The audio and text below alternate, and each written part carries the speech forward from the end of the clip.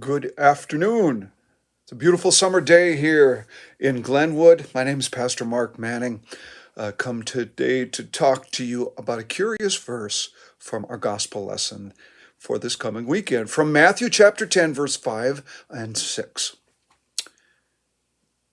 These 12 Jesus sent out with the following instructions.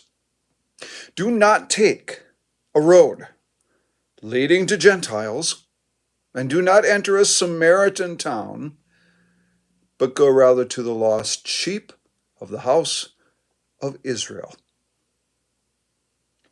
Then he gives them some further instructions. Strange verse, we tend to think of Jesus as always wanting to reach out toward the outsider, but in fact, most of his ministry is in Israel, amongst his people. There are the notable exceptions, and we hear about them because they are exceptions. But most of it is done in Galilee and Judea. We know that he, again, does have contact with non-Jews, and it's noted by the gospel writers. And so we have this little instruction here that they are do not take a road leading to Gentiles, and do not enter a Samaritan town, but rather go to the lost sheep of the house of Israel. What's happening here? Some thoughts. First, it has been noted by other writers and extra-biblical sources that the Christian movement amongst non-Jews, amongst Gentiles, takes a while. And some have suggested that it is because of this instruction to first go to the house of Israel. It sounds kind of at odds with our evangelical aspirations to bring the good news to the entire world. Of course, at the same time, it does cater to our instincts to want to talk to people and to bring it to people who are just like us. There's also a second century source called the Preaching of Peter. It did not make it into our Bible, of course, and that says that Jesus instructed that the good news, the word, the kingdom of God should not be brought to the Gentiles for 12 years.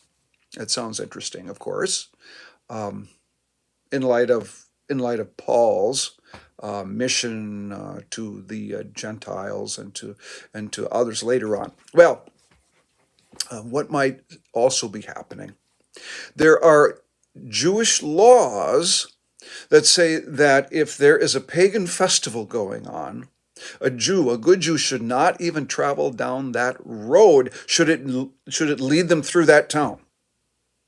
And so this would, taking you outside of your area, this would greatly limit who you are. And so some have said that really Jesus is just following right now.